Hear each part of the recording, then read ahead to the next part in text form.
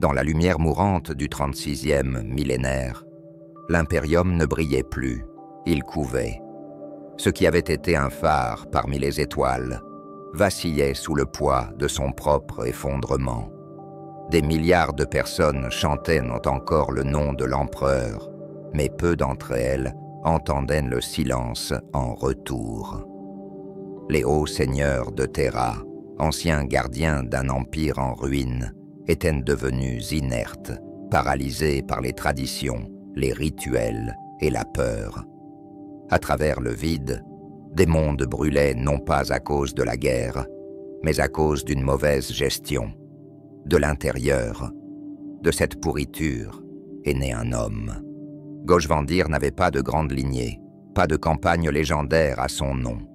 Il n'était pas un guerrier, c'était un scribe, mais ce qui lui manquait en termes de gloire, il le maîtrisait en termes de calcul.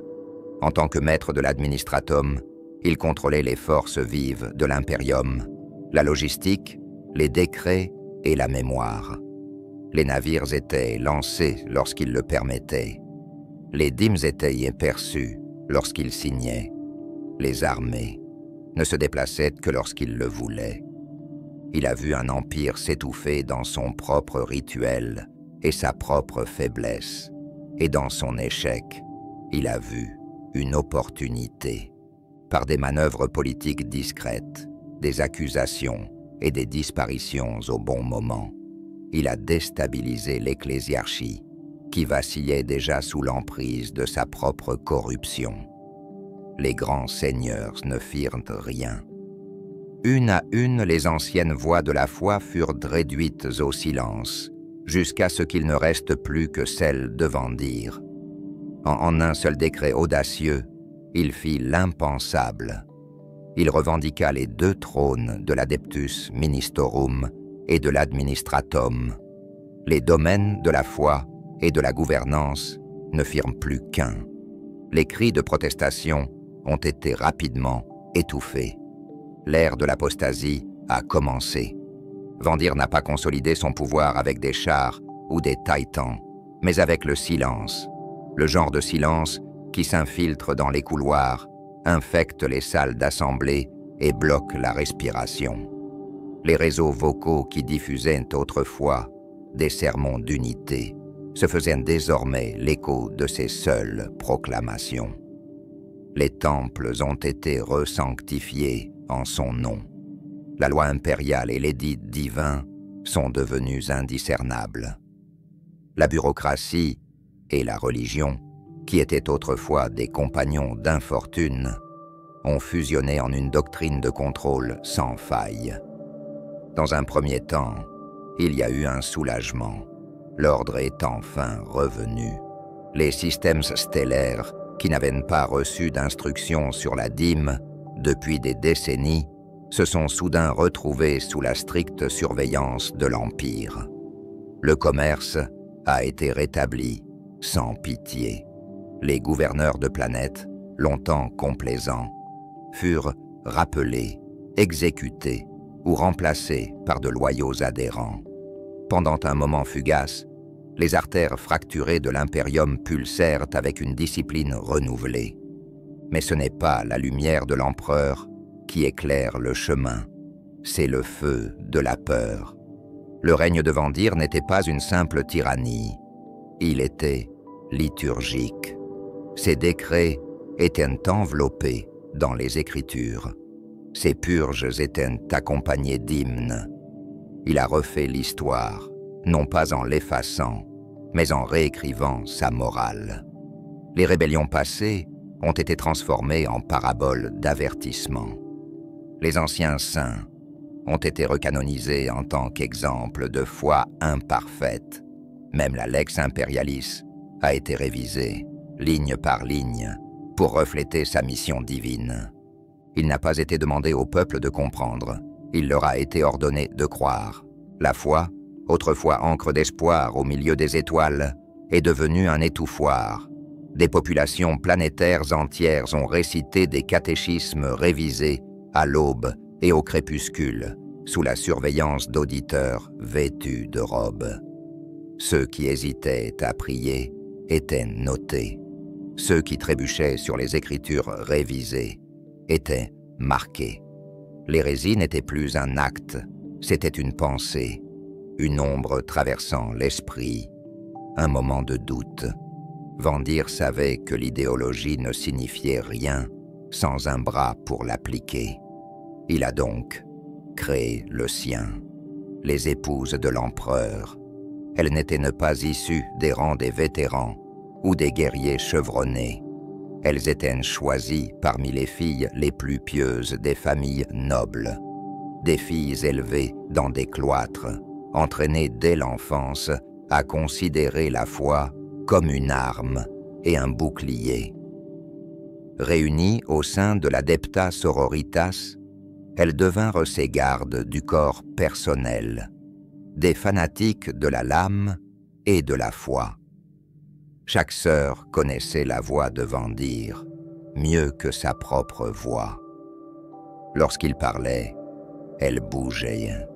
Quand il ordonnait la mort, elle la donnait. Quand il louait, elle pleurait. Revêtus de céramites baroques et armés de flammes sacrées, ils accompagnaient ses émissaires dans les mondes de la forge, les flèches de la ruche et les monastères isolés. Il n'y avait pas de négociation. Il n'y a que de l'obéissance. Et l'Imperium a obéi. Les planètes qui ont résisté ont vu leurs dirigeants qualifiés d'apostats et exécutés de manière rituelle devant leur propre peuple. D'autres ont complètement disparu des registres impériaux. Des secteurs entiers ont été mis en quarantaine, non pas à cause de la peste ou d'une invasion, mais parce qu'ils remettaient en question le nouvel évangile.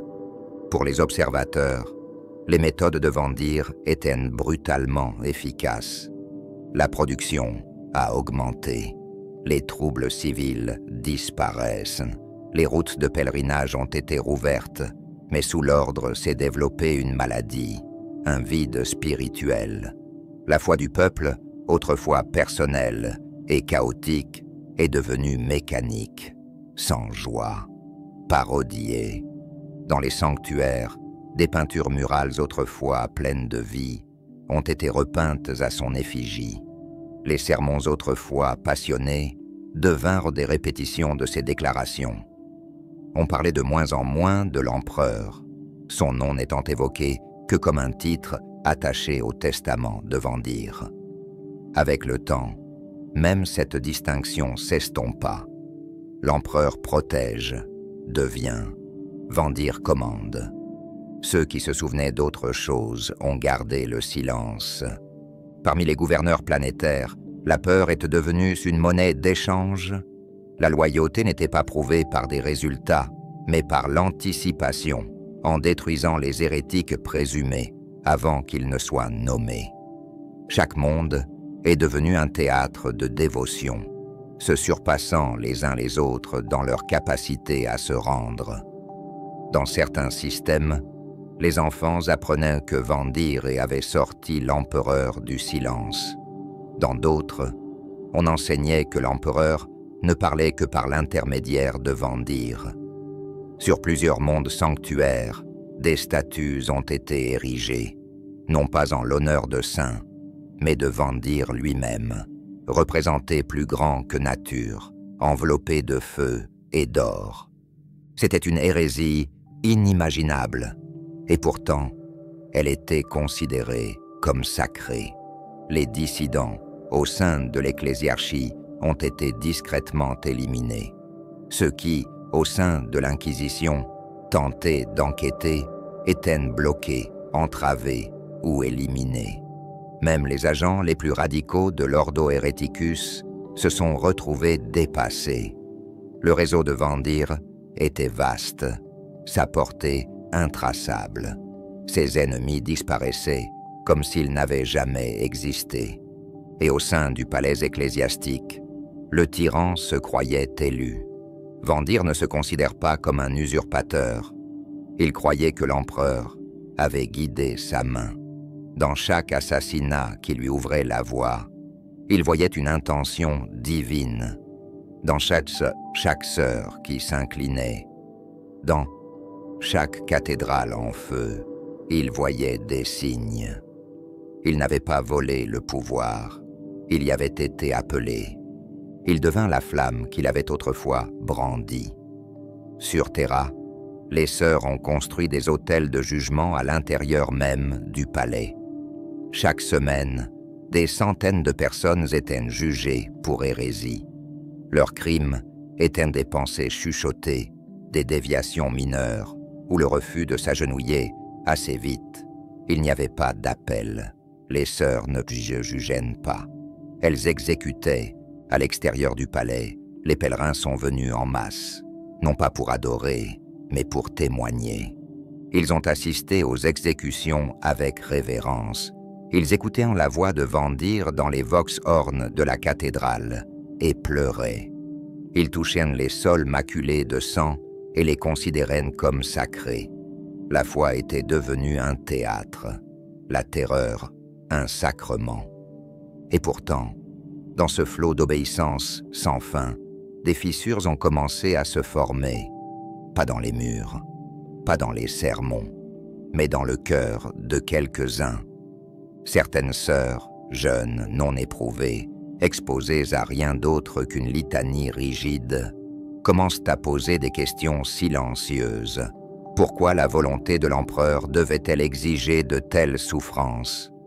Pourquoi la dévotion exigeait-elle de faire taire toute joie? Ces doutes, ils ne les expriment pas à haute voix. C'est la mort qui les guette. Mais dans les regards, dans les soupirs, dans le léger fléchissement d'une prière, les graines ont été plantées. Ailleurs, des prêtres oubliés dans des sanctuaires reculés se souviennent de mots plus anciens, des versets des Écritures avant leur révision, des récits de saints qui avaient pleuré avec le peuple sans le brûler. Ces vieux parchemins étaient cachés, lus en secret. Certains affirmaient ressentir de la chaleur dans ces pages, quelque chose de perdu, quelque chose de divin. Vandir, bien sûr, a entendu l'écho, et il frappa plus fort. Il a formé une nouvelle doctrine, le culte de l'obéissance. La foi ne suffisait plus. Il faut agir, non pas l'amour de l'empereur, mais la peur, non pas l'illumination, mais l'alignement. Chaque citoyen, quel que soit son rang, devait réciter des affirmations quotidiennes, mémoriser des psaumes révisés et signaler toute déviation chez les autres. La confiance est un luxe que l'impérium ne peut plus se permettre. Les enfants ont déclaré leurs parents. Les travailleurs dénonçaient les prédicateurs. L'impérium est devenu une machine, non pas de chair et de métal, mais de surveillance et de honte. Dans ce monde, aucun péché n'était trop petit. Aucune loyauté n'est jamais complète. C'était le triomphe de Vandir, non pas la conquête des mondes, mais la refonte de l'âme. L'empereur, enterré sur le trône d'or, ne donna aucun signe d'approbation ou de rejet. Et dans ce silence, Vandir déclara sa victoire. Il a parlé d'unité. D'autres, silencieusement, à travers les étoiles, l'ont qualifié de folie. Et parmi eux, invisible, inaperçu, une voix se préparait à s'élever, non pas pour défier le pouvoir de Vandir, mais pour rétablir une vérité oubliée. Tout a commencé par un mot, pas un cri, pas un hurlement, juste un mot, prononcé avec une calme finalité et répercuté dans les systèmes comme un tonnerre qui ne cesserait jamais.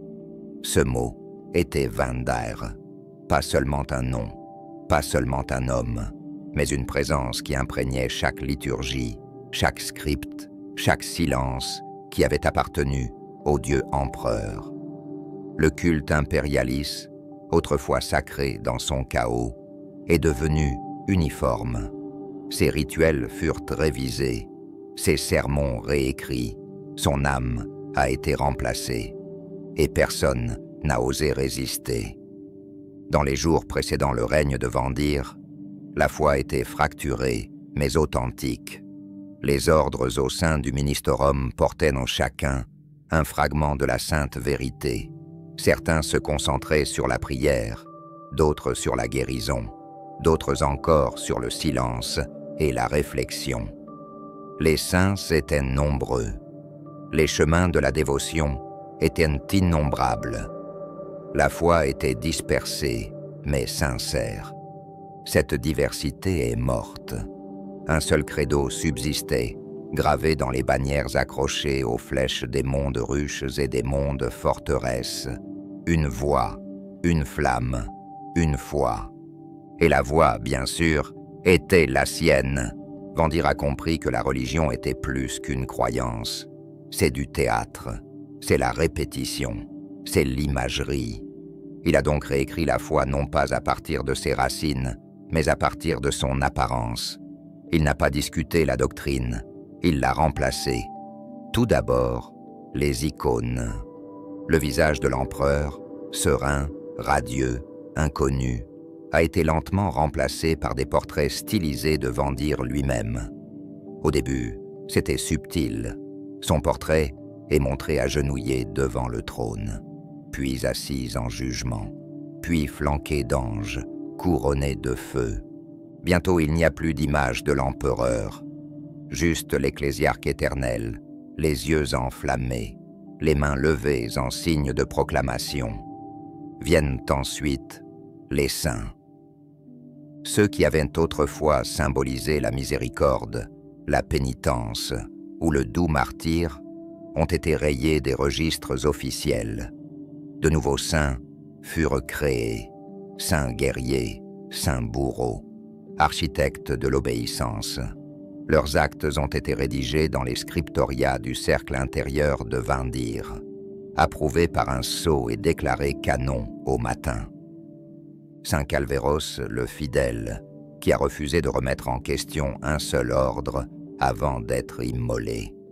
Sainte Dura, l'inébranlable, qui dénonça sa propre mère pour des pensées impures. Saint Joras Vendir, premier martyr de la doctrine de la flamme. On raconte qu'il s'agit d'un cousin, ou peut-être d'un mensonge. La secte les a tous acceptés, car douter d'un saint, c'était douter de l'ecclésiarque. Et douter de l'ecclésiarque, c'est courir à la mort. Même les catéchismes ont été réécrits. La litanie de la flamme, le sermon de la soumission sacrée, la bénédiction de la volonté brûlée. Les lignes autrefois prononcées avec révérence sont maintenant imprégnées de commandements. Vous n'êtes pas à vous, tu es à lui, et il est Vendir. Il ne s'agit pas d'une métaphore, il s'agit d'une doctrine.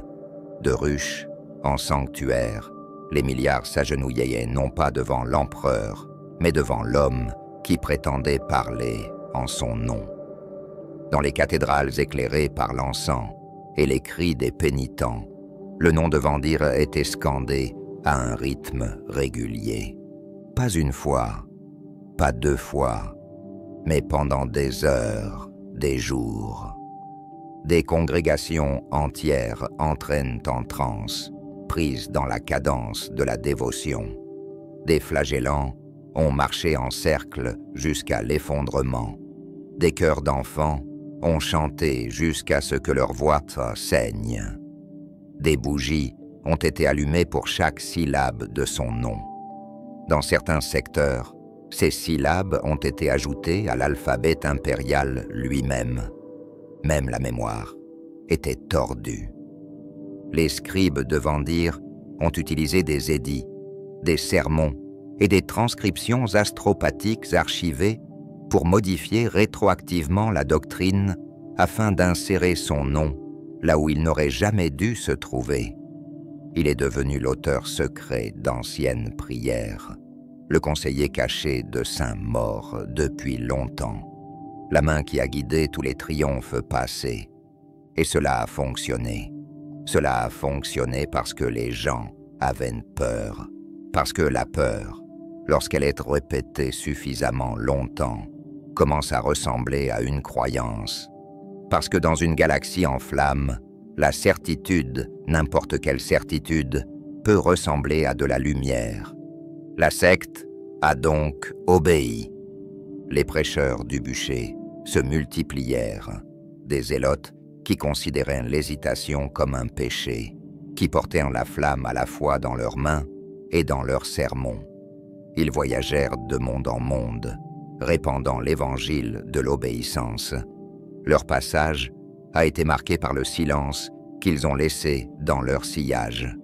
Des chapelles brûlées, des sceptiques disparus. Avec le temps, la foi est devenue indissociable du commandement. Le culte est devenu une forme de surveillance. Evandir n'avait pas besoin de surveiller l'impérium. L'impérium se surveillait lui-même. Les étoiles ont commencé à brûler non pas à cause de l'invasion, mais à cause de l'instruction. Ce ne sont ni les flottes xéno, ni les failles démoniaques qui ont déclenché le plus grand incendie de l'histoire de l'impérium. C'est un homme vêtu d'une robe pourpre, assis sous les flèches d'une cathédrale, qui lisait à haute voix un parchemin ancré dans le sang. Le règne du sang a commencé. Gauge Vandir, ecclésiarque et haut seigneur de Terra, s'étaient lassés du silence. L'obéissance ne suffisait plus. L'heure des comptes avait sonné. Sa voix a résonné à travers les étoiles, non pas à travers des déclarations de politique ou de négociations, mais à travers des édits de flamme. Chaque décret était une sentence de mort, écrite en calligraphie. Chaque signature marquait les villes et les âmes. L'impérium est devenu un creuset. Ceux qui doutèrent de lui étaient déclarés hérétiques. Ceux qui le retardent sont des traîtres. Et ceux qui restaient neutres se rendaient coupables d'apathie, ce qui était un péché. La foi est devenue une lame. Et avec elle, l'impérium a été ouvert. Des systèmes entiers ont été brûlés pour dévotion incohérente. Les mondes cathédrales ont été soumis à des tests de pureté doctrinale et, en cas de manquement, ils ont été nettoyés. Les gouverneurs de planètes disparurent. Les rivaux ecclésiaux disparurent. Des temples brûlèrent tandis que des sermons résonnaient dans leurs ruines. Et à travers tout cela, les mots de Vandir résonnaient clairement. La pureté ne se prouve pas par la croyance, mais par le sacrifice. Ces forces, autrefois scribes et prêtres, sont devenues des armées de zèle. Les prédicateurs marchent avec des flambeaux. Les chœurs chantaient sous des bannières imbibées d'accélérants. Ceux qui menaient ces saintes croisades n'étaient pas des généraux, mais des confesseurs, et leur autorité était absolue. Désobéir à l'ordre d'une inquisitrice, c'est désobéir à Vandir. Désobéir à Vandir, c'est désobéir à l'empereur. La frontière entre la religion et la guerre s'est brouillée, puis brisée, puis disparue. Sur Halstone's Gate, un agrimonde connu pour son ancien ordre monastique, un seul sermon contenait une inflexion imparfaite. La sanction a été l'anéantissement total, pas seulement pour le monastère, mais pour toute la population, pas seulement dans la mort, mais dans la mémoire. L'Adeptus Administratum a effacé la porte d'Halstone des archives par ordre. Le monde avait péché. Le monde avait cessé d'exister. D'autres mondes ont suivi. Certains pour une véritable résistance, d'autres pour des insultes imaginaires, une taxe sur les céréales livrées avec un jour de retard, une mauvaise prononciation du nom de Vandir, un hymne planétaire composé dans la mauvaise tonalité. La galaxie était devenue une galerie de bougies, brièvement allumées, brillantes, puis éteintes. Les frateries templares, les armées ecclésiastiques personnelles de Vandir devinrent la force la plus redoutée de la galaxie. Armées de reliques de la foi et de la colère, ils ne capturaient pas, elles ont corrigé. Leur sillage n'était pas une conquête, C'était une conformité à travers les cendres, et les cendres étaient nombreuses. Les ruches se sont effondrées sous les bombardements sacrés. Les chapelles des flèches se sont ouvertes pour révéler les machines de guerre cachées sous les vitraux. La foi s'est transformée en feu, et le feu est devenu le nouveau langage de l'unité. Certains ont tenté de résister. Petits conclaves de loyalistes, des couvents cachés, des commandants impériaux rebelles qui se souvenaient encore de ce que signifiait servir le trône, et non l'homme assis devant lui. Ils ont été chassés. Certains ont été attrapés et brisés, exhibés devant les messes comme des exemples de révérence malencontreuse. D'autres ont disparu, leurs noms remplacés dans les liturgies par ceux qui les avaient dénoncés. Quelques-uns, peut-être, se sont échappés. Peut-être. Mais même l'évasion n'offrait pas de salut. Parce que rien n'a été épargné. Aucun monde n'est trop éloigné. Aucun ordre n'est trop obscur.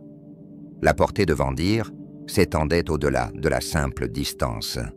Sa doctrine était véhiculée dans la bouche des fanatiques, dans l'encre des décrets, dans les vox-hymnes qui se répétaient dans tous les sanctuaires.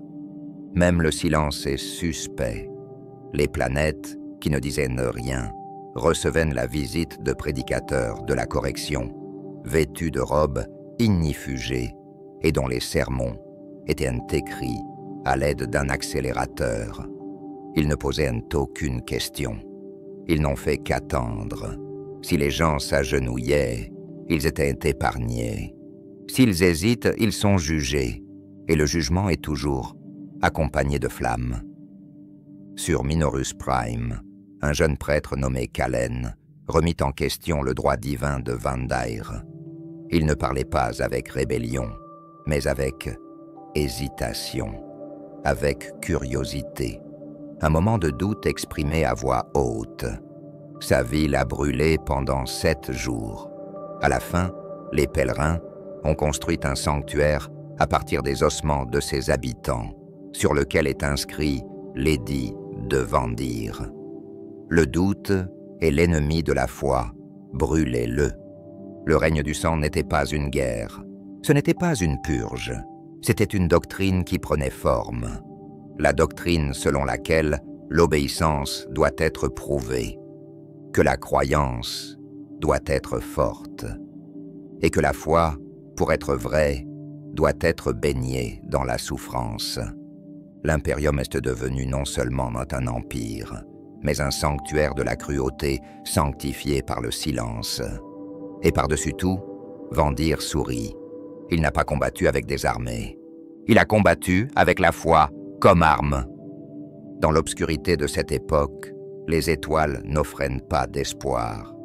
Elles ne clignotaient que pour rappeler à la galaxie que la flamme arrivait. À l'époque du sang et du silence, où l'obéissance était plus profonde que la vérité, Vendir recherchait non seulement des armées, mais aussi des symboles. Il tenait déjà les cœurs des peureux et les épées des fidèles. Il avait réécrit les Écritures, remodelé le culte impérialiste et enflammé des planètes entières. Mais il désirait toujours quelque chose de plus, quelque chose qui incarnerait son règne, pas seulement l'appliquer. Il ne l'a pas trouvé dans les forges de Mars, ni dans les rites tordus des confesseurs, mais dans le monde des sanctuaires de sang et or, un lieu oublié par la plupart, où les fidèles vivaient dans une discipline tranquille et une prière inébranlable. Là, une sororité a perduré pendant des siècles. On les appelait les filles de l'empereur. Ils vivaient simplement. Vêtus de robes simples, ils étudiaient la parole sacrée et soignaient les blessures du monde. Ils ne se battaient que lorsqu'ils y étaient contraints, mais lorsqu'ils le faisaient, c'était avec une précision terrifiante, une harmonie entre l'esprit et le corps. Ils s'entraînaient en silence, ils saignaient en silence.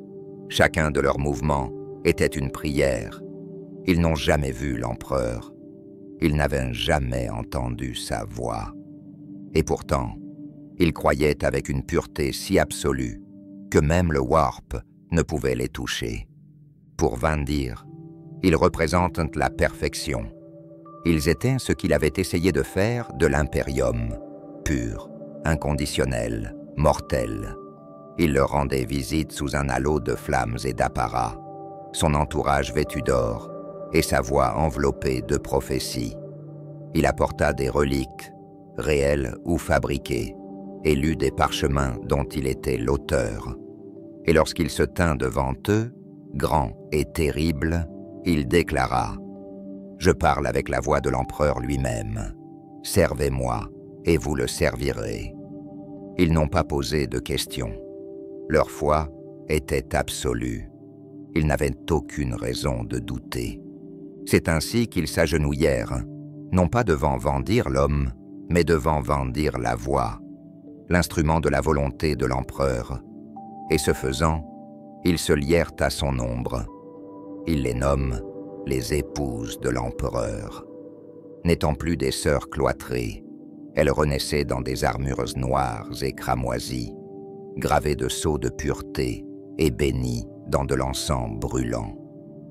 Leurs lames furent forgées à nouveau.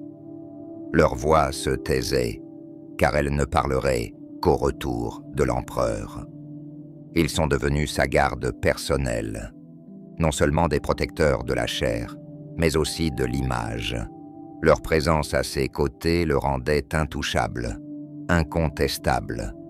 Alors qu'auparavant il commandait par décret, il se tenait désormais protégé par une sainte dévotion.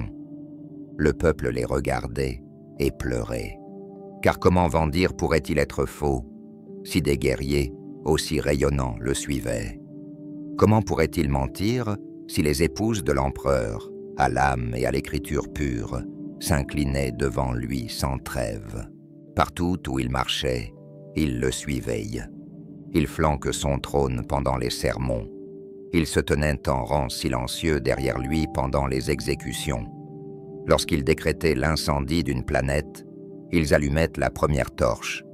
Lorsqu'il exigeait le silence de ses ministres, ils se tenaient debout, l'âme dégainée, jusqu'à ce qu'aucun n'ose parler. Et ils ont cru à chaque mot. Ils croyaient que la cruauté de Vandir était un test, que sa violence était la volonté de l'empereur, que le doute était un poison qu'ils avaient la chance de ne jamais goûter. Il les appelait ses épouses. Ils ne se sont jamais appelés ainsi. Ils ne se sont jamais nommés eux-mêmes. Ils étaient des instruments, des récipients, la foi en chair et en os. Leurs noms ont été mis de côté, leur passé effacé. Ils étaient uniformes, indivisibles, chacun étant le reflet de la volonté imaginée par l'empereur. Mais sous l'armure, derrière les voiles, ils sont toujours humains. Et bien qu'ils ne l'aient jamais dit, peut-être ont-ils ressenti le mal, un frisson pendant les exécutions de masse, un tremblement dans leurs doigts après avoir levé l'épée, une pause dans la prière avant que les flammes ne soient allumées. Ils l'ont enterré, la foi l'exigeait. Poser des questions, c'est tomber. Et ils s'étaient engagés à ne jamais tomber. Ils ont donc obéi. Des mondes se sont écroulés dans leur sillage. De faux prêtres ont loué leurs ailes. Les citoyens les appelaient anges et démons dans le même souffle. Les enfants s'agenouillaient à leur passage. Et toujours, ils se déplaçaient en silence, sans scier, sans se plier, inconscients. Ils n'étaient pas des monstres. Ils n'étaient pas des méchants. Ils ont été victimes d'un mensonge trop fort pour être démentis. La galaxie les a vus marcher aux côtés de Vandir et a cru qu'ils devaient être divins. Car le plus pur des fidèles ne peut suivre un tyran. Le pourraient-ils? La surface de l'impérium se maintint rapidement. Splendide, ordonnée, pieuse. Les cathédrales scintillaient sous les bannières arborant l'aigle bicéphale. Les pèlerins s'agenouillaient en cadence synchronisée, répétant le nom de Goj Vandir avec une révérence mécanique. Sur un millier de mondes, ces décrets résonnaient comme des écritures. Les sanctuaires brillaient. Le silence régnait. Tout semblait aligné.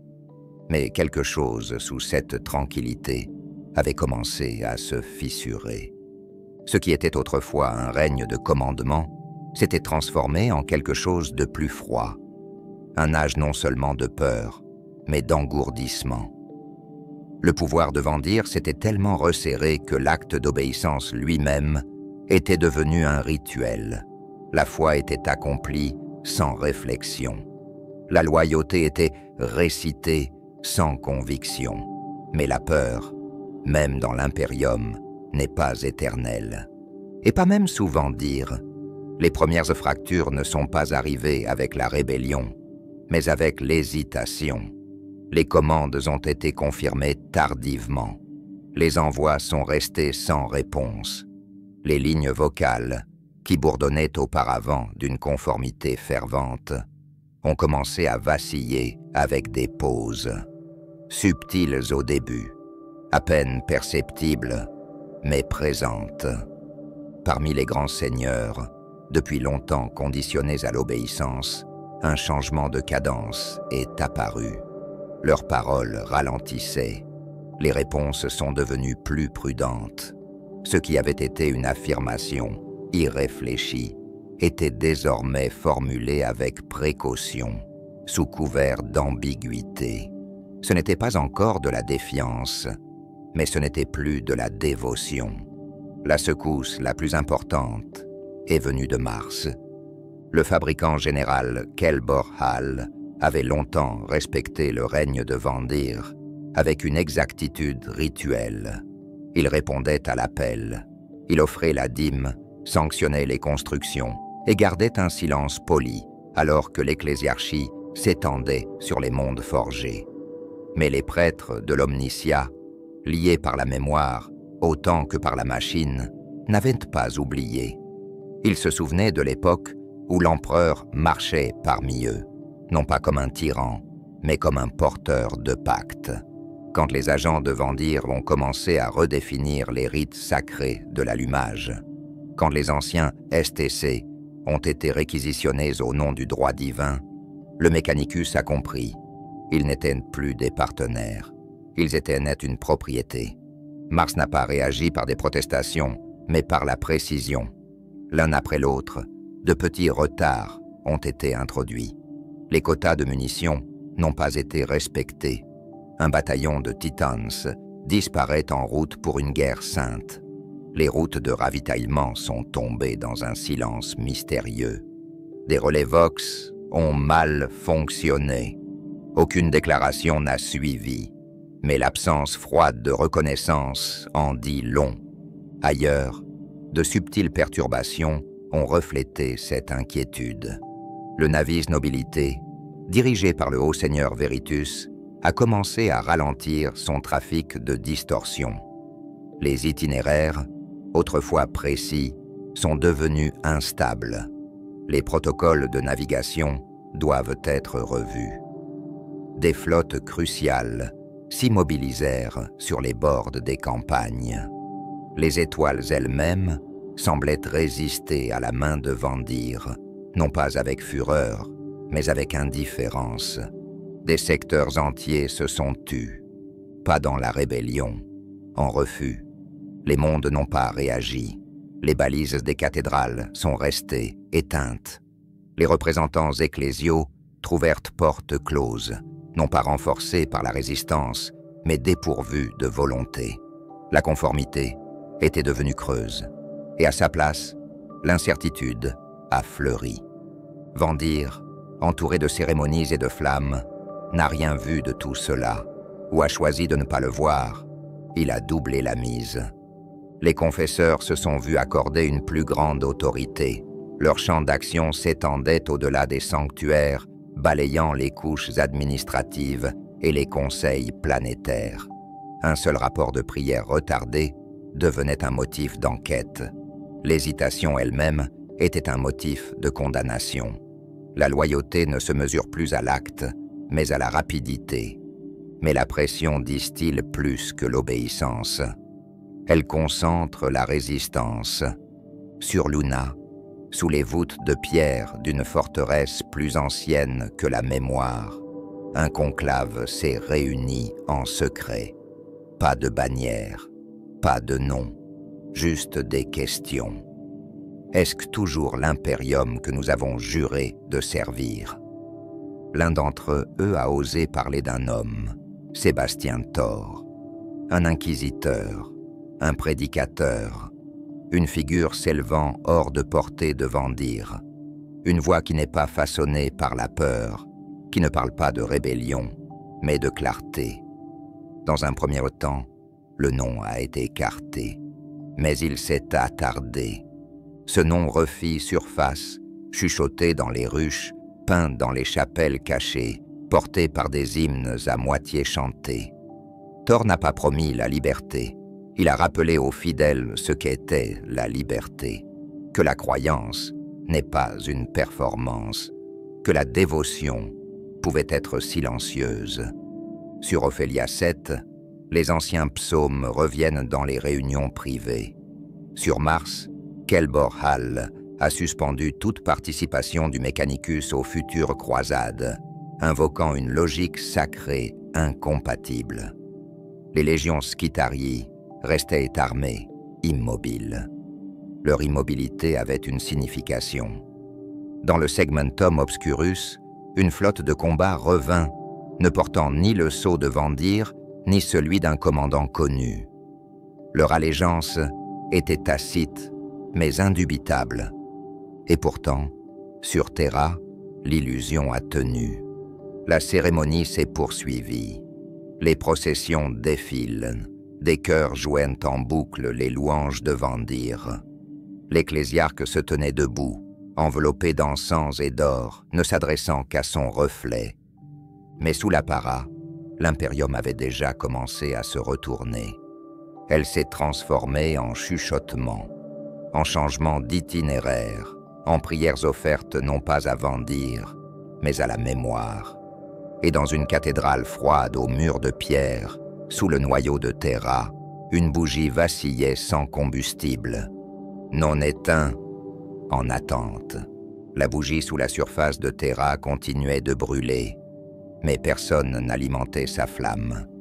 Sa lumière n'atteignait aucun autel, ne réchauffait aucune main. Pourtant, elle perdurait, petite, stable, intouchée par les hymnes qui sonnaient désormais creux au-dessus d'elle. Le silence est devenu la seconde peau de l'impérium. Alors que la guerre avait réduit les villes au silence, la paix a été transformée en mutisme par les armes. L'impérium ne tenait plus avec défiance ou proclamation. Il ne murmurait que ce qu'on lui disait. Ce qui n'était pas dit était effacé. Ce qui restait dans les marges était effacé. Parmi les premiers à disparaître, il n'y avait pas de guerriers ou de dirigeants, mais les voix qui donnaient autrefois son âme à l'impérium. L'ecclésiarchie a longtemps été un cœur de la différence, des ordres de réflexion, d'orientation, de réconfort. Il y avait ceux qui parlaient dans le feu, oui, mais il y avait aussi ceux qui chuchotaient à la lumière des bougies, ceux qui s'occupaient non pas des armées, mais des blessés, ceux qui se souvenaient de l'empereur, non pas comme d'une idole de vengeance, mais comme d'un père de sacrifice. Souvent dire, ces voix étaient considérées comme des distractions.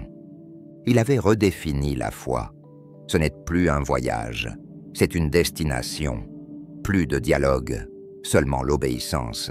Les questions, même sincères, étaient interprétées comme des fractures. Ainsi, les ordres qui favorisaient la contemplation, la miséricorde ou la mémoire sont devenus des passifs. La purge n'a pas été immédiate. Elle s'est déroulée avec précision. Ordre par ordre, leurs textes ont été révisés. Leurs dévotions ont été reclassées.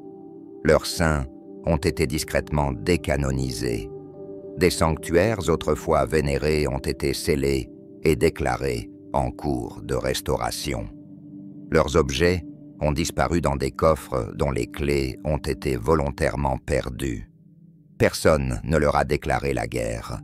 Ils ont simplement été rayés de l'histoire. L'ordre de Sainte Lyra, dont les sœurs passaient leur vie à s'occuper des plus démunis, a été effacé en une seule rotation solaire. À l'arrivée des pèlerins, les couvents sont fermés, les fresques murales sont repeintes, les archives ont disparu. Pas de funérailles, pas de martyrs, juste l'absence. L'ordre de Candélamourne, gardien des psaumes de l'Empyrée, d'anciens hymnes censés résonner avec la présence psychique de l'empereur, a été condamné pour entropie doctrinale. Ses bibliothèques ont été saisies. Son dernier hymne connu n'a plus jamais été chanté. Les sanctuaires de la miséricorde pâle, qui s'étendaient autrefois sur une douzaine de secteurs, chacun éclairé par une seule flamme éternelle, se sont éteints l'un après l'autre. Aucune torche n'a été rallumée, aucune réponse aux questions. D'autres ordres ont été intégrés aux institutions favorites de Vandir. Ils n'ont pas été préservés, mais absorbés. Leur individualité a été noyée sous des chants plus forts. Leurs rites uniques ont été remplacés par une doctrine standardisée. Les sœurs qui offraient autrefois les derniers sacrements en silence ont été réentraînées à prononcer le jugement par le feu. Le souvenir de ces ordres ne subsiste que dans l'esprit des fidèles. Mais même le souvenir est devenu dangereux. Dire les noms des saints oubliés, c'était de la sédition. Chanter les anciens versets était de la corruption. Même le fait de porter un symbole d'un ordre disparu risquait la censure. Ceux qui se souvenaient ont appris à le faire discrètement, par des regards, des gestes, des battements de doigts contre des chapelets qui n'étaient plus bénis. Certains ont caché des fragments de psaumes dans les notes marginales des nouveaux codex. D'autres ont griffonné des prières sous les autels, sachant qu'elles seraient effacées au matin. Quelques-uns murmuraient des noms interdits pendant les hymnes autorisés, enterrant l'hérésie dans l'harmonie. Ce n'était pas une rébellion, c'était du chagrin. La lumière de l'empereur n'avait pas perdu de sa force, mais de sa chaleur.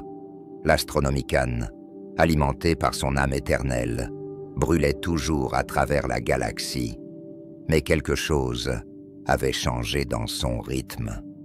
Les navigateurs, ceux qui sont nés pour sentir le pouls de la volonté de l'empereur, ont commencé à parler de turbulence, non pas dans l'espace, mais dans le ton, comme si le phare brillait toujours, mais que sa mélodie était devenue incertaine, pas faible, pas perdue, mais triste.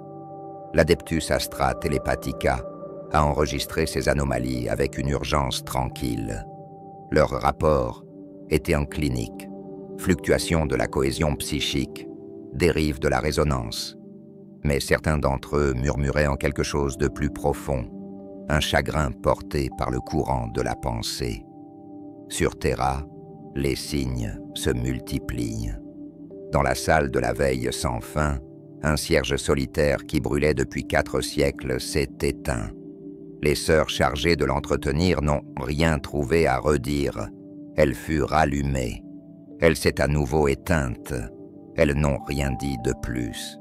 Dans la basilique de Saint-Praxède, une relique connue sous le nom de souffle du martyr, un encensoir qui exhalait un parfum chaud depuis M35 s'est refroidi.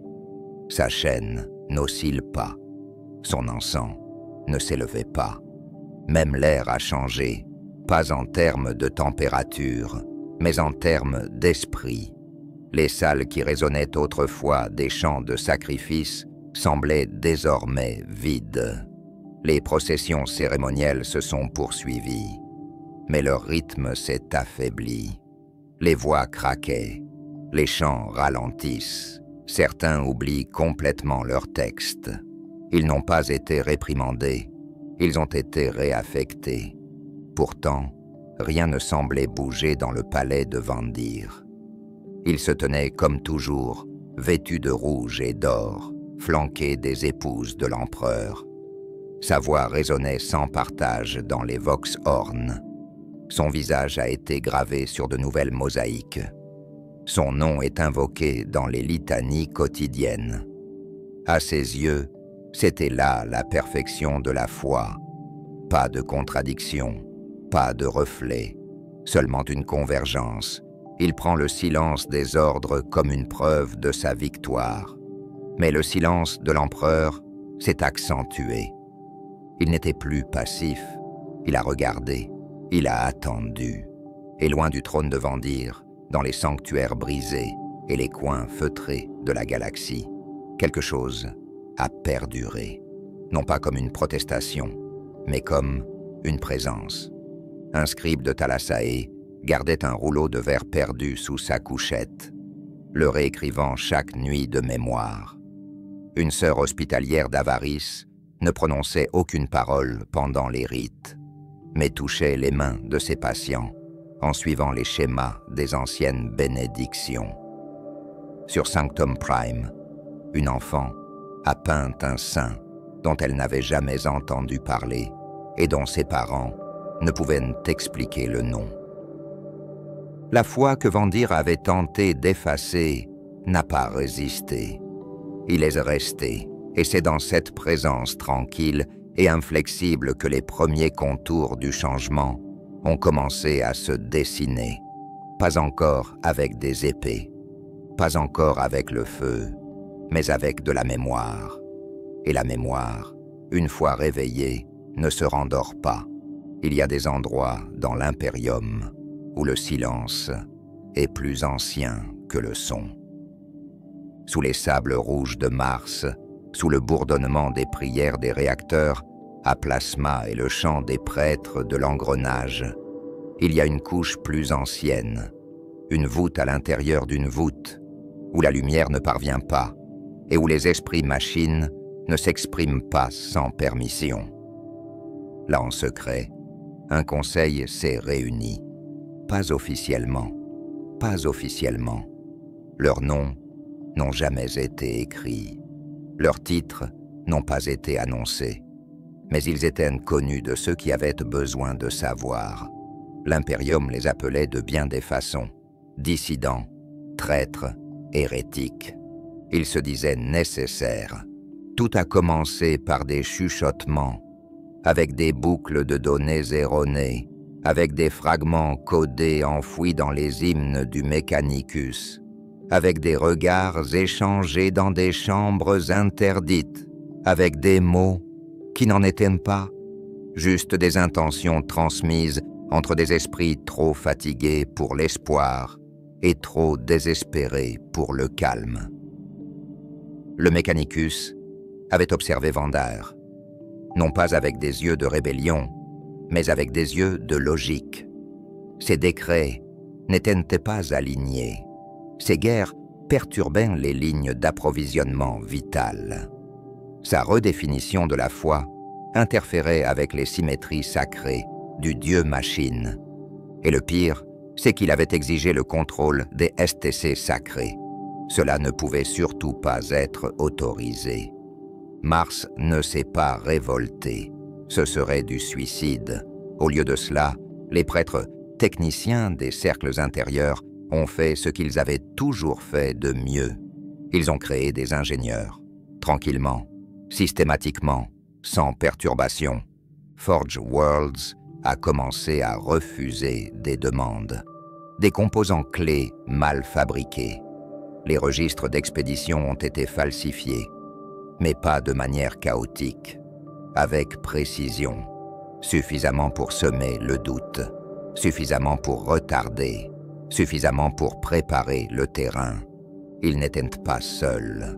Dans les voûtes obscures de Terra, une autre force s'agitait, une force dont l'existence même a été conçue pour des moments comme celui-ci, l'Officio Assassinorum. Même dans les périodes les plus sombres, les assassins sont restés au service de l'empereur, et non de figures de proue, pas aux tyrans. Et le maître des assassins, caché derrière des couches de noms de code et de masques en miroir, avait commencé à voir ce que Vander était vraiment. Il n'a pas encore agi, mais ses lames s'aiguisent. Le Clade Vendikar, tireur d'élite silencieux d'une patience impossible, avait commencé à demander de nouveaux paramètres de mission, sans ordre. La Clade Eversor, les bourreaux berserkers, a été maintenue en stase plus longtemps que nécessaire, trop longtemps. Et la Clade Calidus, les changeurs de forme, a commencé à s'entraîner avec des voies longtemps interdites. Ils se préparaient. C'est ainsi que, dans le froid de Mars, les émissaires de ces deux puissances, Mechanicus et Assassinorum, se sont rencontrés pour la première fois depuis des générations. Ils n'ont pas parlé à haute voix. Leur dialogue a été codé. Le rythme, mouvement des yeux, impulsion électromagnétique, une langue conçue pour ne pas être entendue, mais ressentie comme de l'électricité statique à travers une âme. Ils ont appelé leur union la Confédération des Lames. Ce n'était pas une rébellion, pas encore. C'était une éventualité, une soupape de pression. Un scalpel préparé au cas où le patient ne pourrait pas être sauvé. Ils n'ont pas rédigé de manifeste. Ils n'ont fait aucune proclamation. Ils n'ont pas allumé de bannière. Leur seul serment était le suivant. Si l'empereur ne peut parler, la lame le fera. Chaque membre de la Confédération avait ses propres raisons. Certains pensaient que Vandir avait trahi la véritable structure de l'Imperium. D'autres craignaient les échos psychiques de plus en plus forts de l'Astronomican. Quelques-uns avaient eu des visions, de brèves images vacillantes d'un avenir noyé dans le sang et le silence. Et dans chaque vision, une figure est restée intacte. Une fille en armure noire, une épée tenue avec respect, des yeux aveugles au mensonge, mais pas à la vérité. Il ne connaissait pas encore son nom. Mais il le ferait. Le conseil s'est développé lentement, avec prudence. Quelques inquisiteurs, une poignée de scribes dévoyés, même quelques sœurs des anciens ordres, celles qui se souvenaient de l'époque où le silence faisait partie de la prière, et non de la punition.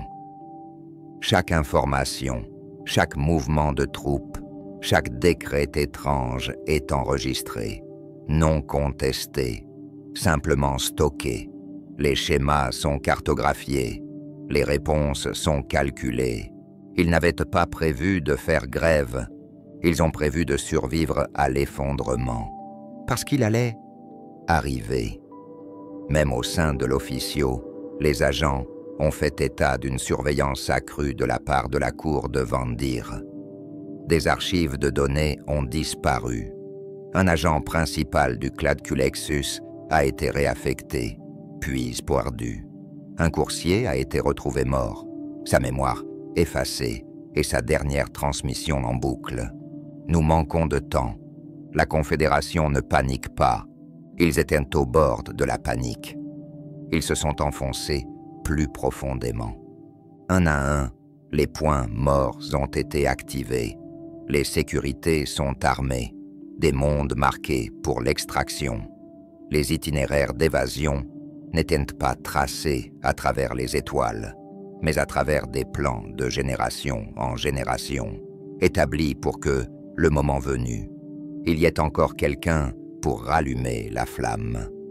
Il n'était pas une armée, c'était une idée, et tandis que la galaxie brûlait sous le règne de Vandir, cette idée attendait, silencieuse, tranchante et patiente. Une lame sous l'autel, il attend la main qui le tirera enfin. Il n'a pas commencé par un cri, mais par une voix. Calme, même, non armée. À une époque de feu et de fanatisme, elle s'est glissée sous le bruit comme un courant sous la flamme. Là où les sermons rugissaient et les bannières brûlaient, Cette voix ne s'est pas élevée, elle a résisté. Cette voix était celle de Sébastien Thor. Il n'est pas général. Il n'avait pas d'armée, pas de siège de pouvoir. Au sein de l'Inquisition, il n'était qu'un nom parmi des milliers d'autres. Dans les salles de Terra, il était inconnu. Mais au-delà des titres et du rang, Thor possédait la qualité la plus rare à cette époque, la clarté. Il se déplaçait dans les villes cendrées et les cloîtres silencieux, non pour commander, mais pour écouter. Là où l'ecclésiarchie voyait l'hérésie, il voyait le chagrin. Là où Vendir voyait un défi, Thor voyait les vestiges d'une vérité oubliée. Il n'a pas parlé contre l'empereur, il a parlé en son nom.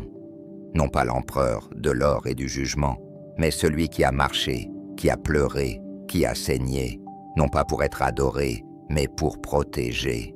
Thor ne portait pas d'icône, il ne proposait pas de décret, il a posé des questions. L'empereur exigerait-il le silence des mourants? Verrait-il la loyauté dans le feu et la foi dans la cendre? Et dans les ruines des mondes autrefois sacrés, les gens ont écouté. Au début, il n'y avait que des personnes déplacées, des pèlerins sans sanctuaire, des ordres brisés qui se cachaient. Ils venaient à ces réunions en chuchotant, cherchant désespérément, non pas la rébellion, mais le souvenir. Ce qu'ils entendaient n'était pas de la provocation, mais de l'honnêteté. Une voix qui ne commandait pas et ne s'excusait pas. Une voix qui se souvenait simplement. Et en se souvenant, ils ont commencé à douter. Pas leur Dieu, mais ceux qui ont parlé en son nom. Le culte de l'obéissance, construit sur la colère de Vendir, s'est fissuré non pas sous l'effet de l'agression, mais de l'introspection. Les premières fractures sont apparues dans le silence, chez une sœur démariée qui hésite avant d'allumer le bûcher, chez un confesseur qui baisse la voix, chez un gardien qui a préféré protéger un enfant plutôt que d'exécuter un ordre. Aucun ordre n'a été donné. Aucun manifeste n'a été diffusé. Il s'agit simplement d'un lent effritement des certitudes. Dans les couloirs des ruches et les sanctuaires cloîtrés, les histoires ont commencé à changer. Les chants dévotionnels ont trébuché. La doctrine a perdu son rythme. Le nom de l'empereur, autrefois invoqué pour justifier toutes les cruautés, commença à sembler creux lorsqu'il était associé à tant de sang. Thor n'a pas rallié ces personnes. Il leur a rappelé. En cela, il est devenu plus dangereux que n'importe quel chef de guerre. Les épouses de l'empereur, la garde personnelle de Vendir, forgée dans la loyauté et le feu, commencèrent à le sentir aussi. Pas la trahison, pas une défection, quelque chose de bien plus subtil, doute, une fissure dans l'absolu. Ils s'en tiennent à leur devoir, ils allument les feux, récitent les credos, mais certains ont commencé à regarder les condamnés différemment, à s'attarder, à poser des questions, à s'interroger. Elles n'en parlaient pas, mais ils rêvaient d'un homme qu'ils n'avaient jamais rencontré, pas blindé, pas couronné, simplement présent. Thor poursuit son chemin à travers les fractures de l'Imperium. Il a traversé des secteurs pensés et verrouillés par l'Inquisition. Les agents de l'Assassinorum l'ont observé, ont noté ses mouvements et se sont détournés. Certains disaient que même le Mechanicus avait retiré les avertissements de ses réseaux après son passage. Il n'a pas prêché la révolte. Il a seulement demandé que les gens se souviennent des raisons pour lesquelles ils croyaient, pourquoi ils aimaient l'empereur, et pourquoi cet amour avait commencé à ressembler à de la peur. L'influence de Thor s'étend sans structure. Des ordres cachés commencent à réapparaître. Des fonctionnaires en disgrâce ont réexaminé des textes scellés. Des commandants de l'arbitre ont examiné d'anciens ordres d'arrestation et ont constaté que leurs mains n'avait pas bougé. Il n'a rencontré directement aucune des grandes puissances, mais la Confédération des Lames l'a remarqué.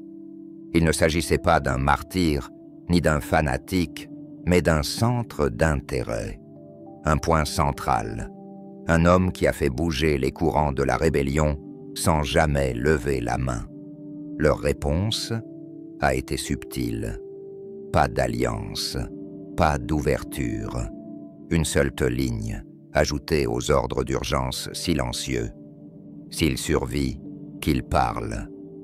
Dans le palais ecclésiastique, Vandir ne tient pas compte des murmures. Il entendit le nom de Thor et se moqua. Une voix, a-t-il dit, perdue parmi des millions d'autres. Mais même lui commençait à le sentir, le poids dans l'air, le silence qui précède le changement. Ses sermons devinrent plus forts, ses punitions devinrent plus sévères, sa poigne se resserra. Parce que quelque chose lui échappe, les gens ne crient plus avec lui. Ils écoutaient quelqu'un d'autre. La voix de Thor n'a pas ébranlé l'impérium. Il s'y est installé. Et c'est ce qui la rendait impossible à faire taire. Aucun ordre ne pouvait effacer ce qui avait déjà été mémorisé. Aucune purge ne pouvait atteindre une âme déjà éveillée. Et tandis que Thor se déplaçait, l'ancienne foi s'éveillait, silencieusement, obstinément, avec une révérence dépouillée de toute crainte. Il n'est pas devenu prophète, il est devenu un miroir. Et dans son reflet, l'impérium a vu ce qu'il était devenu. Une machine enveloppée dans les Écritures, une église qui se noie dans son propre feu. Et tandis que les épouses de l'empereur poursuivaient leur veille silencieuse, elles commencèrent, l'une après l'autre, à tourner leur regard vers l'intérieur, pas loin de l'empereur, mais vers ce qu'il avait vraiment voulu. Les portes s'ouvrent sans résistance. Le palais ecclésiastique, autrefois sanctuaire de la flamme et de la peur, laissa place au silence. Pendant des années, il avait résonné de cris, ses murs baignant dans une dévotion aveugle. Aucune supplique n'avait percé ses voûtes. Aucune pitié n'avait été accordée à l'intérieur. Jusqu'à présent, les custodes sont entrés comme une finalité. Leur or ne brillait pas. Il absorbait la lumière de la torche en une promesse solennelle. Ils ne parlèrent pas. Ils n'expliquèrent rien. Leur seule présence était la réponse à toutes les questions. Personne n'a osé les arrêter. Les prêtres s'agenouillent, ne sachant pas s'ils sont émerveillés ou effrayés. Les administrateurs tremblaient derrière des parchemins d'acier. Même les gardes du palais, si longtemps aiguisés à la cruauté, déposent leurs armes d'une main incertaine. Les épouses de l'empereur se tiennent comme des statues au bout de la salle. Leurs visages étaient illisibles. Leurs bolters sont inutilisés. Aucun ordre n'avait été donné, mais quelque chose de plus ancien que l'obéissance les maintenait immobiles. Alicia Dominica est sortie de derrière les custodes. Son pas est sûr. Elle ne portait pas de flambeau, pas d'étendard. Seul objectif. Elle passa devant ses sœurs sans un mot. Elles se retournèrent, l'une après l'autre, et la suivirent, non par loyauté envers l'homme, mais envers quelque chose qu'elles avaient presque oublié, la vérité. Au sommet du sanctuaire, Gauge Vandir attend. Il est assis sous une mosaïque de l'empereur trônant dans le feu. La fumée s'enroule autour d'un encens trop épais pour être respiré. Les murs brillent des moteurs à prière qui fredonnent la doctrine à travers des bouches d'acier. Il ne s'est pas levé. Il les regarde s'approcher avec amusement, comme un spectateur, à la fin d'une représentation qu'il croit scénarisée. Il a dit « Vous venez sous le couvert du jugement, mais moi, je suis déjà choisi. » Il fait un geste vers l'autel en feu. le cœur automatisé, le trône des commandements. Sa voix était ferme, teintée de folie.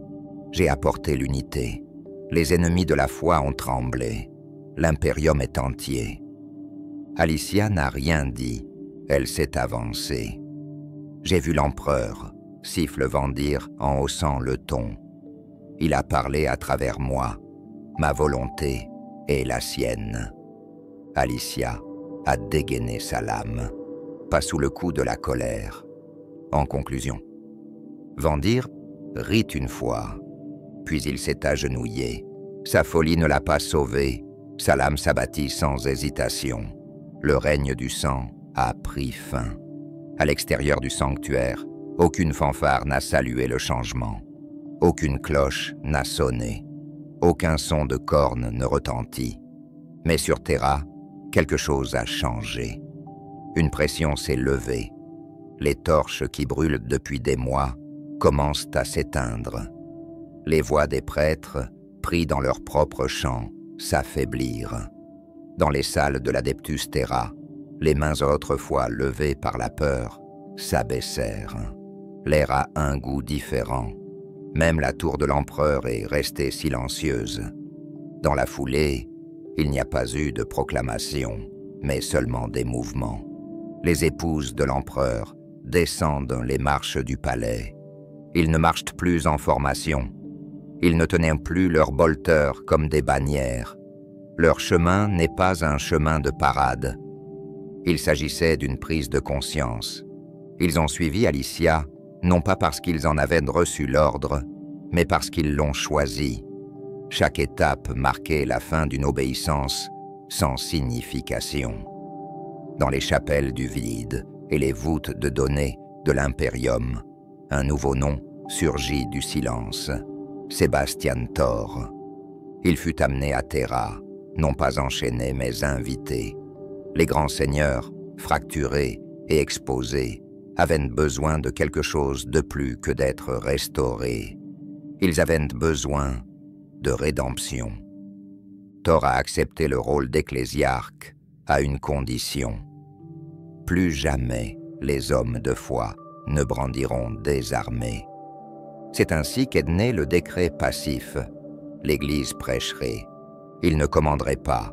Il servirait, mais ne gouvernerait jamais. Alicia est convoquée devant le trône d'or. Personne n'a enregistré la réunion. Aucune transcription n'a survécu. Mais lorsqu'elle a émergé, le changement en elle était évident. Le feu subsiste, mais il ne consume plus. Elle a précisé. Elle se tourne vers ses sœurs. Ils s'agenouillent. « Nous le servons », dit-elle. « Pas d'autre, c'est tout. » Et c'était suffisant. De ce vœu est née une transformation. Les mariés se sont débarrassés de leur ancien titre. Ils renaissent non pas comme des serviteurs de l'homme, mais comme des gardiens de la foi. Un nouvel ordre se forme, discipliné, vigilant, inflexible. Leur armure est encore rouge, leur foi affinée. Ils ne s'agenouillent pas devant les trônes, seulement pour l'empereur. Terra respire à nouveau. Mais les cicatrices sont restées. Le règne de Vandir est terminé. Les incendies se sont refroidis. Mais l'histoire retiendra que le silence qui suivit fut plus révélateur que n'importe quel hymne. Toutes les blessures ne saignent pas. Certains parlent, et l'Imperium enfin a commencé à écouter. Elle est revenue, le silence dans le pas et le feu dans les yeux. Alicia Dominica, première des épouses, traversa les hautes salles du palais impérial, non plus en tant que servante de Gauge Vandir, mais comme un vaisseau touché par quelque chose de plus grand, quelque chose de plus vrai. Le voyage vers le trône d'or n'avait changé ni son armure, ni son arme, ni les rituels qu'elle avait mémorisés depuis sa jeunesse. Mais cela a changé son âme. Elle s'est tenue devant l'empereur lui-même. Et bien qu'il n'ait pas parlé avec ses lèvres, ni fait un geste de la main, sa volonté était indubitable.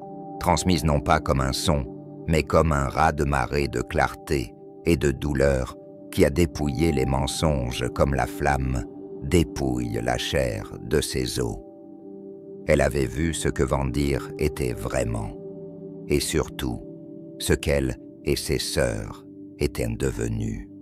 Dans leurs ailes, ils ont servi un tyran. Dans leur pureté, ils ont permis le blasphème. Dans leur dévouement, ils ont été tordus.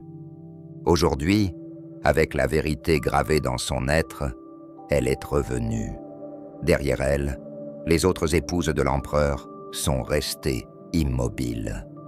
Elles n'avaient pas entendu la volonté de l'empereur comme elle l'avait entendue, mais elles l'avaient vue dans ses yeux, dans son attitude, dans la lame qu'elle avait dégainée contre l'homme qu'elles avaient juré de protéger. Alicia n'a d'abord rien dit. Elle marcha simplement jusqu'à l'endroit où se trouvait le trône de Vandir, désormais brisé, taché de sang et froid. Elle leva la main et désigna non pas le trône, mais l'espace derrière lui, la place vide où la vérité a été refusée. Puis elle s'est agenouillée, pas à un homme, ni à aucun prédicateur, mais au souvenir de la vision de l'empereur, gravée dans son cœur comme la marque d'un but. Les mariés ont suivi. C'est ainsi que commença le grand renoncement. Chaque sœur a retiré son casque. Une à une, elles ont déposé leurs armes, non pas pour les abandonner, mais pour les purifier, non pas pour se rendre, mais pour se redéfinir. Ils n'ont pas échoué en croyant. Ils ont échoué en se trompant de croyance. Dans les semaines qui suivirent, Terra resta immobile. Les feux du règne du sang couvaient toujours, mais aucune nouvelle guerre ne fut déclarée. Aucun nouvel édit ne fut publié. L'ecclésiarchie, vidée et humiliée, n'avait plus de chef. Le peuple ne se tournait pas vers les hauts seigneurs, ni vers les cathédrales incendiées, mais vers les sœurs, dont les visages portaient désormais le chagrin de la révélation. C'est Sébastien Thor qui s'est avancé, non pas pour revendiquer le pouvoir, mais pour le restaurer. Il a rencontré Alicia Dominica sous les ruines de l'ancien palais ecclésiastique. Leur conversation n'a jamais été enregistrée. Aucun témoin n'a été autorisé. Mais lorsqu'ils ont émergé, une nouvelle entente s'était formée, non exprimée, mais durable. Les brides ne seront pas dissoutes, ils seront transformés. Leur erreur avait été d'obéir sans comprendre. Leur rédemption serait le service par le discernement. Ils ne suivraient plus aucun homme se réclamant de l'autorité divine, pas même Thor, qui portait désormais le manteau d'ecclésiarque avec humilité et retenue. Il ne répondrait qu'à l'empereur et à la voix de sa volonté exprimée par la dévotion, la discipline et les épreuves sacrées. C'est ainsi que l'Adepta Sororitas est née des cendres du règne du sang. La transformation n'a pas été rapide. Elle s'est faite dans la douleur, par le pèlerinage, par le silence. Les sœurs retournèrent à San Léor, leur planète d'origine, et passèrent des jours à jeûner et des nuits à réfléchir. Chaque sœur portait en elle un fardeau de culpabilité, non seulement pour les vies qu'elles avaient prises, mais aussi pour le mensonge qu'elles avaient porté. Ils n'ont pas brûlé leur passé. Ils l'ont étudié. Ils ont appris sa forme afin de ne plus jamais être façonnés par elle. Alicia Dominica les a conduits non pas en tant que commandante, mais en tant que pénitente. Ses prières étaient murmurées à travers des lèvres fendues. Son armure n'a jamais été polie. Sa lame, autrefois ensanglantée par la folie, était désormais tenue avec révérence comme un outil de jugement et non de colère. Et les gens ont regardé. Pour la première fois depuis des années, l'Imperium a vu des guerriers qui n'exigeaient pas l'obéissance, mais qui l'incarnaient, non pas comme une soumission, mais comme un alignement sur la vérité. Des sanctuaires autrefois noircis par les flammes ont été reconstruits, non pas en or, mais en pierre. Les noms des saints disparus sont à nouveau prononcés. Les anciens hymnes revinrent, tempérés par l'humilité. L'adepta sororitas marchait non pas pour conquérir, mais pour se souvenir.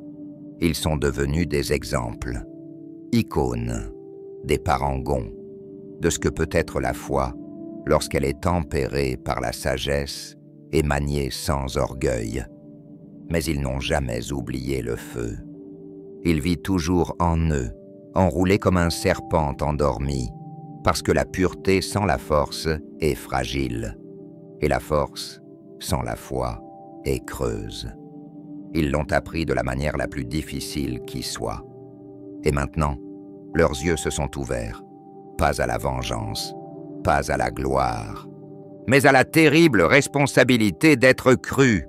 Et c'est là que commence leur véritable objectif. Les incendies se sont calmés, mais les cendres sont restées. Le règne du sang était terminé. Gojvandir était mort. Les épouses de l'empereur s'étaient éloignées du précipice de la tyrannie, renaissant dans la douleur.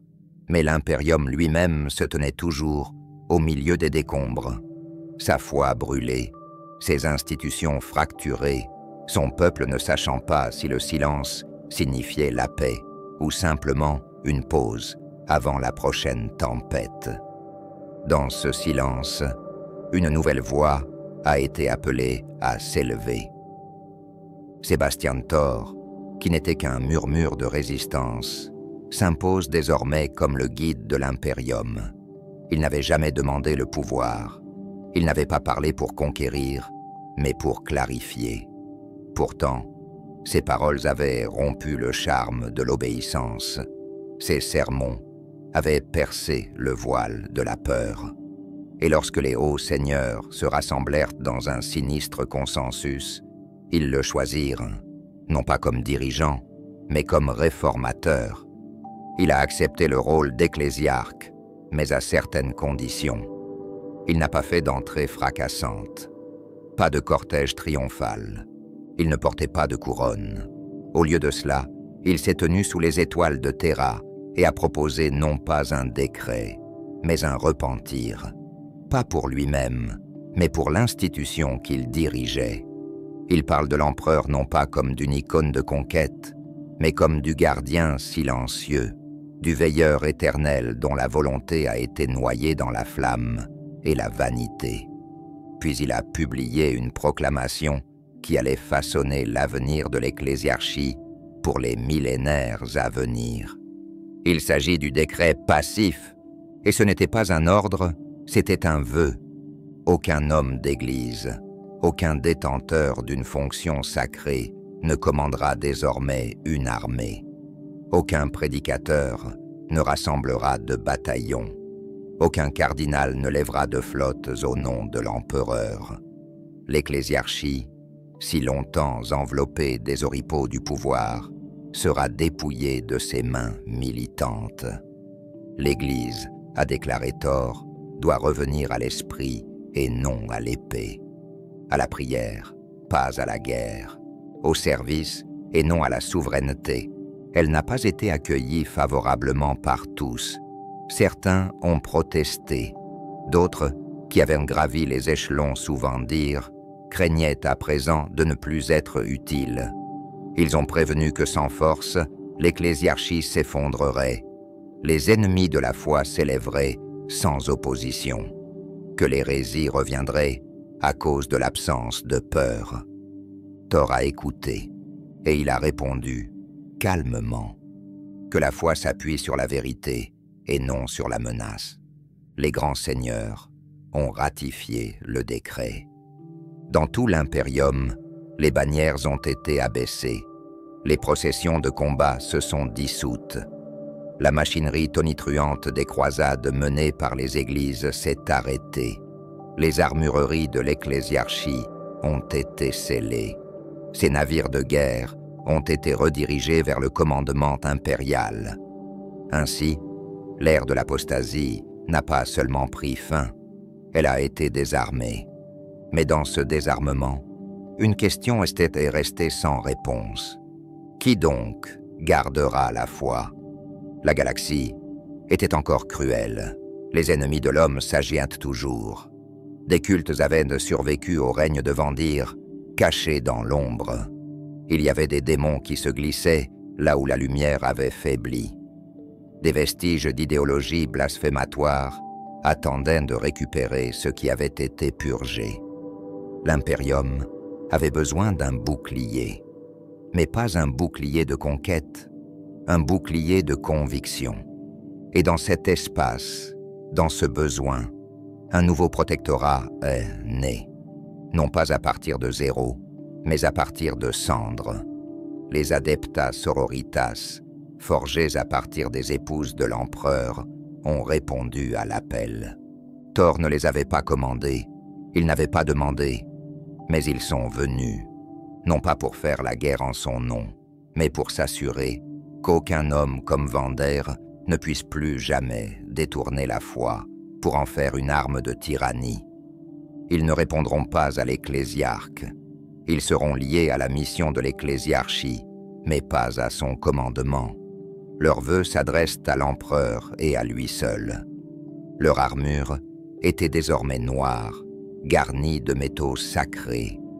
Leur symbole était reforgé, des ailes non pas de fierté, mais de vigilance. Les parchemins sur leur poitrine portaient des litanies de souvenirs et non de jugement.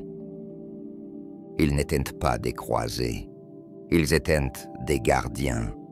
Et là où l'Église était désormais liée par le décret passif, les sororitas agiraient avec une indépendance née de la confiance et une charge sacrée de ne plus jamais laisser la foi devenir une flamme dépourvue de sens. De l'autre côté des étoiles, l'Église se reconstruit. Les sanctuaires ont été reconsacrés. Les Écritures ont été restaurées. Des ordres autrefois réduits au silence sont revenus à la lumière.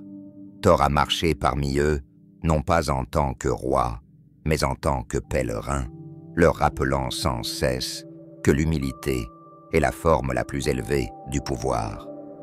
Et à côté de lui, bien qu'à distance, les sœurs veillaient, ne pas contrôler. Mais il faut s'en souvenir, car la mémoire avait été la première victime du règne du sang, et c'est la mémoire, gardée dans le silence et l'acier, qui empêchera désormais l'ecclésiarchie de sombrer à nouveau dans l'ombre. Sebastian Thor n'a pas régné, il a guidé, et l'Adeptas Sororitas n'a pas tranché. Ils se sont levés, et de leur partenariat, facile, tacite, mais profondément compris, est née une nouvelle forme de foi. Une personne qui marche doucement et ne portait pas d'épée, à moins qu'il ne le faille. Elles étaient autrefois connues sous le nom de Brides. Vêtus de cramoisie, parés de silence, ils avaient suivi Vandir sans poser de questions, croyant que leur chemin était juste parce qu'il avait été pavé de ces mots. Ils s'étaient agenouillés dans les cendres des mondes, avaient brandi des armes au nom de l'obéissance et avaient gardé l'homme qui avait failli de faire l'Imperium. Mais ce temps est révolu. Maintenant, les mariés se tenaient dépourvus de toute prétention, de toute cérémonie, de tout titre. Leur ancien maître était mort. Leurs mains, autrefois sanctifiées par une fausse doctrine, tremblaient sous le poids de l'histoire. Pourtant, ils ne se sont pas effondrés, ils se sont transformés. Tout a commencé par un silence. Dans l'écho de la salle du trône où Vandir était tombé, les sœurs étaient restées, non pas dans la honte, mais dans la réflexion. Elles n'avaient pas été mauvaises, elles n'avaient pas été cruelles, mais elles avaient été trompées, et cette vérité était plus lourde qu'une armure. Alicia Dominica les conduisit à nouveau, mais avec un silence né d'une vision et non d'un ordre. Ces mots étaient peu nombreux, Sa présence parlait plus fort que les sermons. Elle portait le souvenir de sa présence devant le trône d'or, où la vérité avait brûlé l'illusion. Elle avait vu l'empereur, pas dans sa forme, pas dans sa voix, mais dans son essence, dans le chagrin, le jugement et la compassion infinie et brûlante. Et dans cette présence, elle a été remodelée. Maintenant, elle va les refaire. Elles sont retournées à Sanléor, leur monde d'origine. Là, parmi les cathédrales balayées par le vent et les couvents en ruine, les sœurs ont déposé les symboles de leur passé. Les bannières portant la marque de Vendir furent brûlées.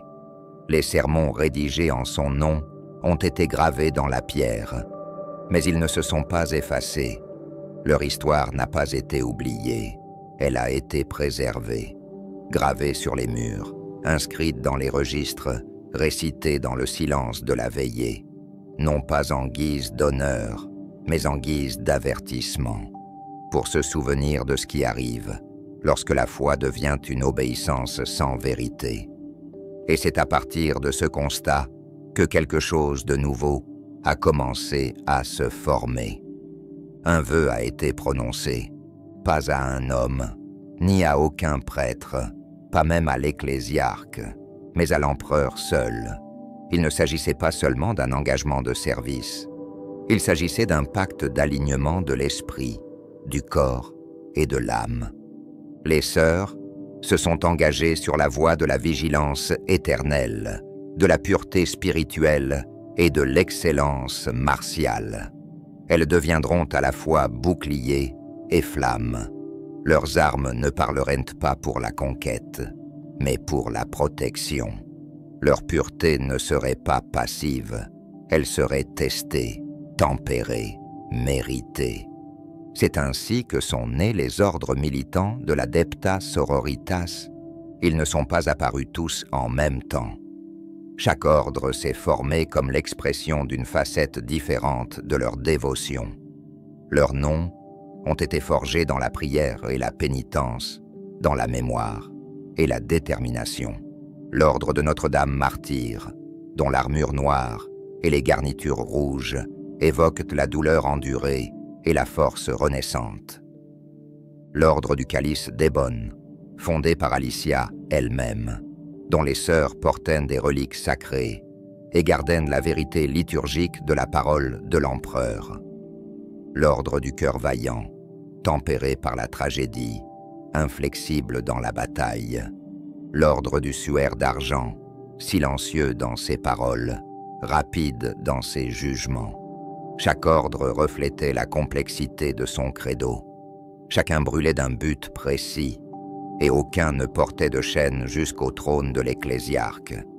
Ils s'entraînaient non seulement aux arts de la guerre, mais aussi à la doctrine, aux écritures, à l'histoire. Ils ont étudié non pas pour obéir, mais pour discerner. Ils ne posaient pas de questions par doute, mais par devoir. Ils ne permettraient plus jamais aux aveugles de guider les fidèles. Et bien que le décret passif ait interdit à l'ecclésiarchie de maintenir une armée permanente, les Adepta Sororitas marchaient sur une ligne sacrée, en dehors du commandement direct, mais éternellement fidèles à la mission de la foi impériale. Leur indépendance n'était pas une rébellion. Il s'agissait de protéger la foi contre les hommes qui pourraient un jour la corrompre à nouveau. Leurs armures portaient des sceaux de pureté gravés de psaumes de vigilance. Leurs bolteurs étaient consacrés par des huiles mélangées aux cendres des mensonges brûlés. Leurs prières étaient chantées à l'unisson, non par désespoir, mais par conviction. Ils n'étaient pas des anges. Ils n'étaient pas des martyrs attendant la mort. Elles étaient les filles de l'empereur, renaissant non par le sang, mais par la vérité reconnue. Et tandis qu'ils marchaient à nouveau, cette fois par choix, l'impérium les observait. Certains les craignaient, certains les ont adorés. Mais tous les respectaient, parce que les sœurs n'ont pas demandé la loyauté. Ils l'ont inspirée. et partout où leurs bottes ont touché le sol, l'hérésie s'est flétrie. Pas par peur, mais du poids terrible d'une conviction portée sans excuse. Elle n'a jamais été couronnée. Aucune cérémonie n'a marqué le moment où Alicia Dominica est passée de la mémoire vivante au mythe sacré. Il n'y a pas eu de déclaration, pas de grande déclaration de cathédrale. Il n'y a eu que le silence, seulement des pas sur la pierre brisée et des prières murmurées au vent qui se souviennent de son nom. Mais le procès avait commencé bien avant qu'on ne l'appelle sainte. Après la chute de Vendir, Alicia n'est pas restée à la cour de Terra.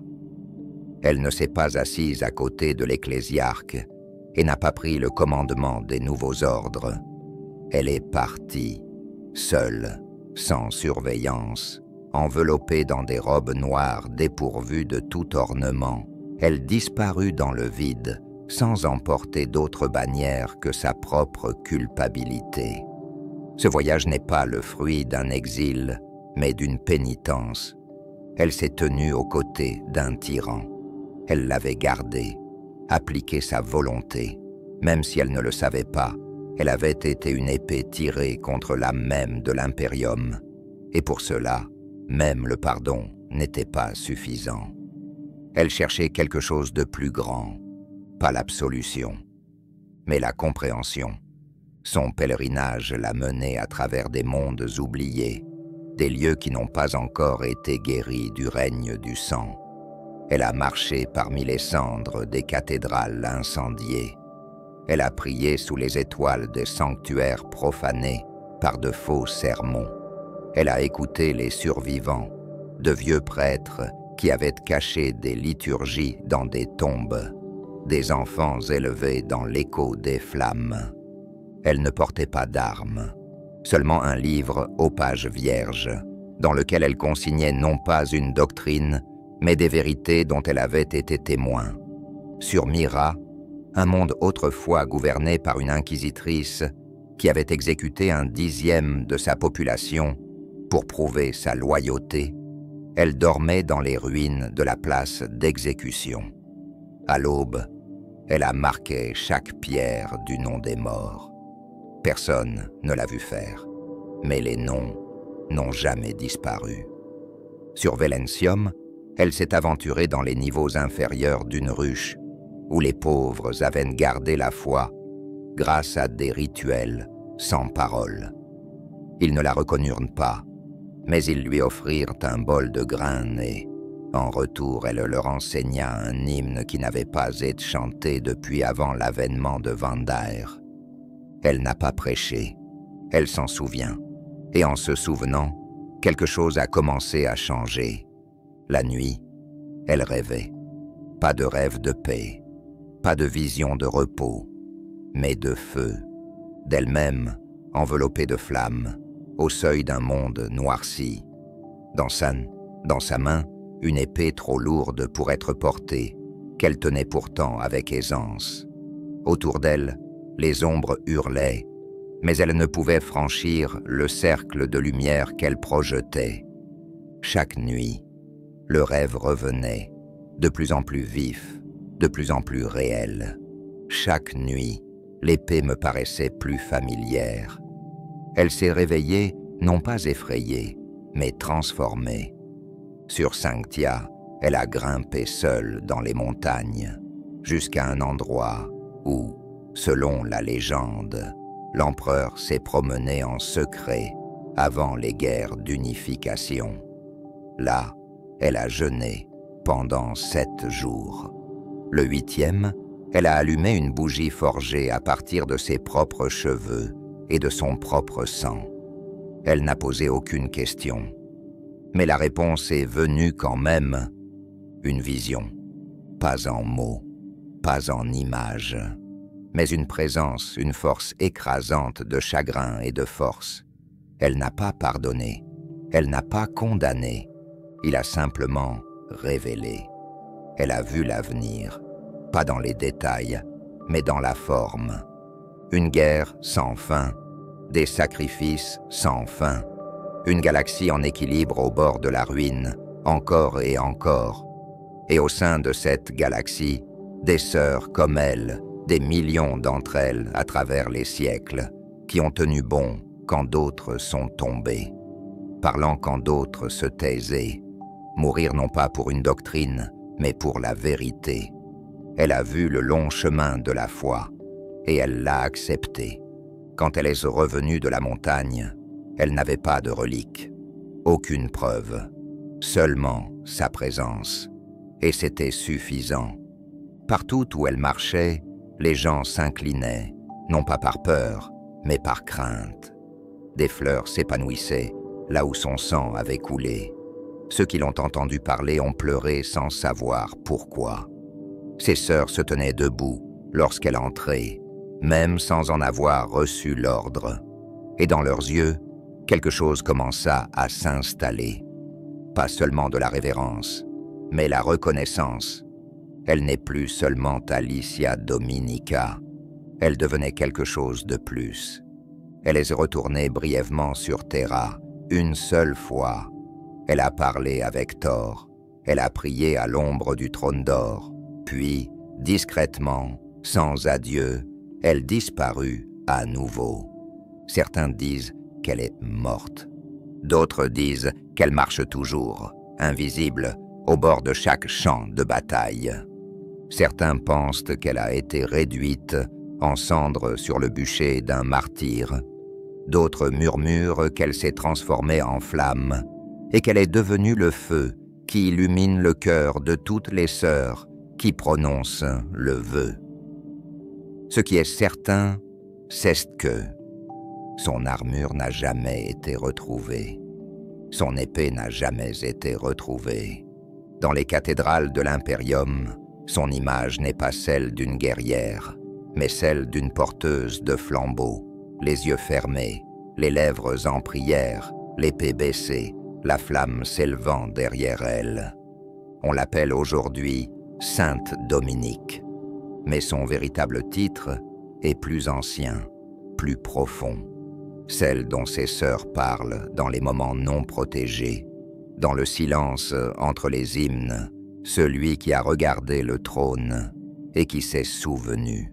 Il existe un monde où le silence est sacré, là où les vents transportent des hymnes au lieu de la poussière et où chaque pierre a été posée avec intention. Elle ne crie pas comme Terra, ni ne brûle comme Mars. Elle ne s'étale pas. Elle s'élève, tranchante et solennelle, vers les étoiles, comme si elle se dirigeait vers le jugement. Voici Ophélia 7, et au sommet de ces plateaux cendrés, sous un ciel noirci parsemé de halos d'or rose, se tient le cœur battant de l'Adepta Sororitas, le convent Sanctorum. Ce n'est pas une forteresse à l'origine. Tout a commencé par une promesse. Après la Réforme, après le décret passif et le remaniement de l'ecclésiarchie, les sororitas ont cherché un endroit à part, non pas un exil, mais un but. Terra, avec sa politique et ses cicatrices, ne pouvait pas être leur base. Elles avaient besoin de distance. Réflexion. Un monde non pas de guerre, mais d'épreuves. Ophélia 7 était autrefois un monde sanctuaire, marqué par la purge de Vendir et en raison de sa ferveur insuffisante. Aujourd'hui, il a été choisi non pas pour son pouvoir, mais pour sa blessure. Il construirait sur la ruine, et à travers elle, forger la dévotion. La première pierre a été posée à la main, non pas par un serviteur ou une machine, mais par sœur Eliana Vir, agenouillée dans la terre, murmurant des prières dans les fondations fissurées. D'autres ont suivi.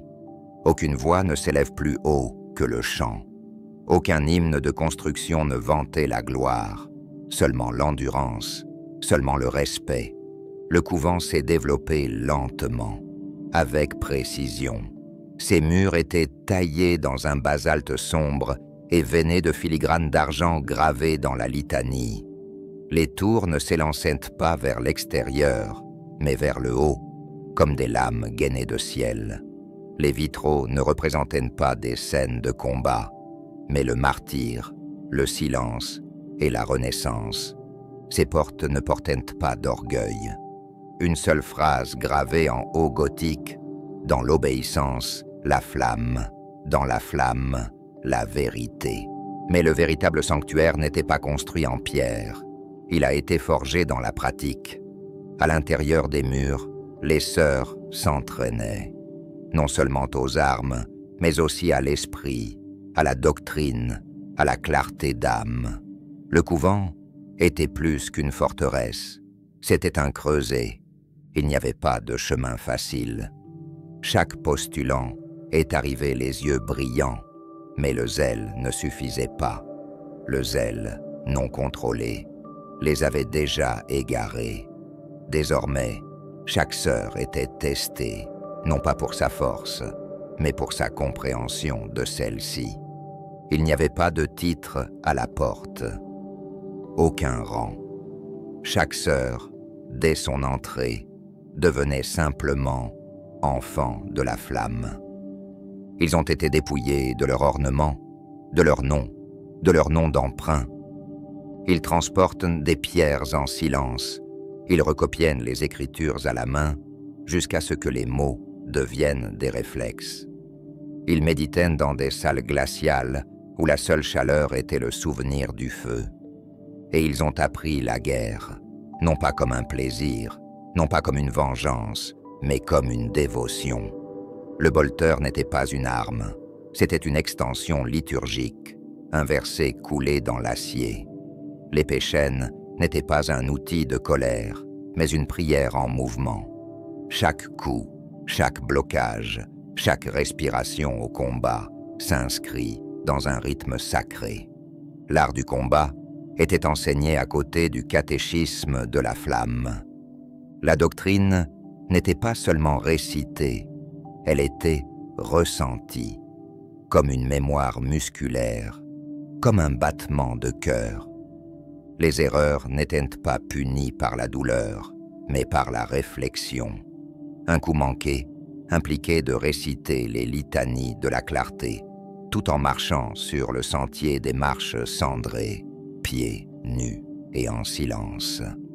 Seules celles qui avaient achevé l'épreuve de la cloche, 33 nuits passées en isolement, avec pour seul repère le péage du fer, étaient autorisées à revêtir l'armure noire des sororitas. Même dans ce cas, ils ne l'ont pas revendiqué. Il leur a été accordé par leurs sœurs, par consensus, par reconnaissance. Pas de gloire, uniquement le devoir. Et pourtant, dans cette sévérité, il y avait la paix. Car au sein du convent Sanctorum, chaque sœur savait pourquoi elle se battait. Pas pour le pouvoir, pas pour la politique, mais parce que l'impérium, dans son immensité et sa cruauté, avait besoin de voix aux principes inébranlables. Des voix qui ne pouvaient être achetées ou pliées. Des voix qui se souvenaient non seulement du jugement de l'empereur, mais aussi de son sacrifice. Le couvent s'est développé. C'est de là que naîtront un jour les nouveaux ordres, des chapitres de flamme et de foi, des détachements de guérison et de vengeance, des cœurs de gardiens en armure qui se répandraient à travers les étoiles, non pas en tant que conquérants, mais en tant que gardiens de la croyance. Mais leur cœur est resté ici, dans les salles de pierre noire d'Ophélia VII, où les pas résonnent comme des psaumes, et où chaque fenêtre projette des arcs en ciel de feu sur le sol des chapelles. Le convent Sanctorum n'a pas cherché à commander la galaxie, elle a cherché à tempérer ceux qui s'élèvent en son nom. Grâce à ce tempérament, les sœurs de la bataille ne sont pas devenues des échos de leur passé, mais des signes avant-coureurs de ce que la foi pourrait devenir. Pas aveugle, mais en brûlant. Un empire aussi vaste que l'impérium ne peut être gardé par la seule épée. Il faut des voix, il faut des guérisseurs, il faut de la mémoire, et cela nécessite un équilibre. Lorsque l'Adepta Sororitas renaquit des cendres de la trahison, elle ne fut pas façonnée en une seule lame. Elle fut forgée en plusieurs, chacune distincte, chacune est sacrée, chacune reflétant une facette de la dévotion telle qu'elle se reflète dans le dessein divin de l'empereur. C'est ainsi que sont nés les 4 ordres sacrés.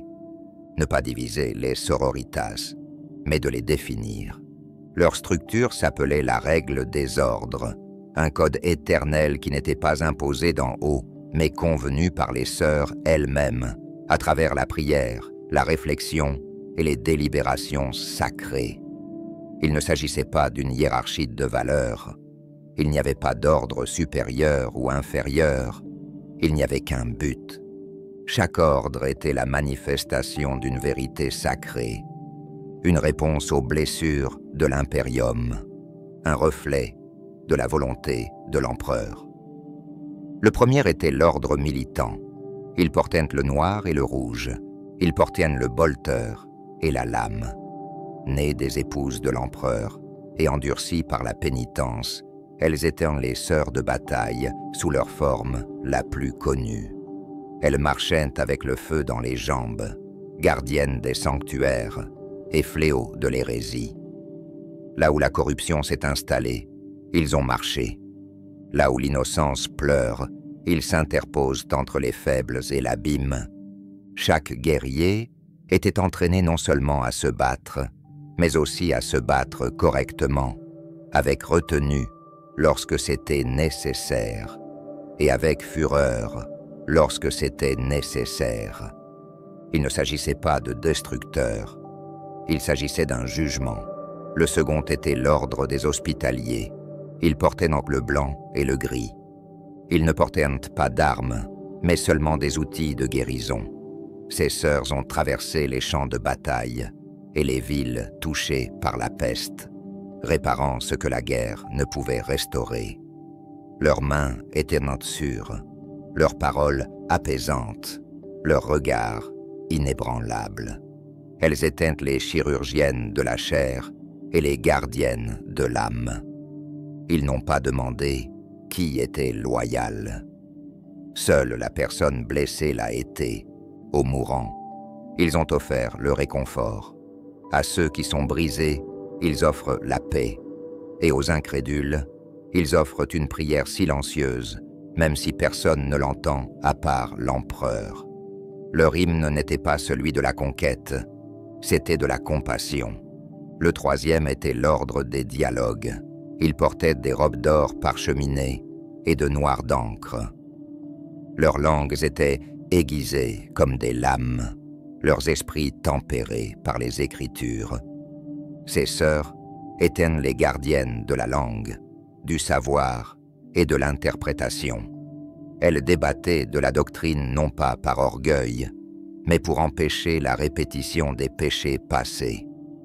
Elles ont porté la parole de l'empereur dans un millier de dialectes, s'adressant à des langues étrangères et à des esprits corrompus, avec une clarté capable de briser les murs. Ils marchent parmi les inquisiteurs, les diplomates et les érudits malhonnêtes. Ils ont écouté, ils ont traduit et ils se sont souvenus. Car la vérité, une fois oubliée, est le premier pas vers l'hérésie. Leur arme était la parole, et à travers elle, ils ont préservé la lumière de l'empereur. Le quatrième était l'ordre Famulus. Ils portèrent des vêtements simples, sans ornement, discrets, délibérés. Là où les autres ordres marchaient, ces sœurs observaient, formées à l'étiquette, à l'histoire et à la politique. Les Famulus évoluaient discrètement au sein des maisons nobles de l'impérium. Ils étaient des conseillers, des archivistes et des architectes discrets de l'unité. Là où les nobles se disputaient, ils négociaient la paix. Lorsque la succession menaçait la guerre, ils proposaient des alternatives. Ils ne commandaient pas d'armée, ils leur ont évité d'avoir à être élevés. Leur loyauté était absolue, mais leur méthode subtile. Ils ont servi non seulement la foi, mais aussi la continuité.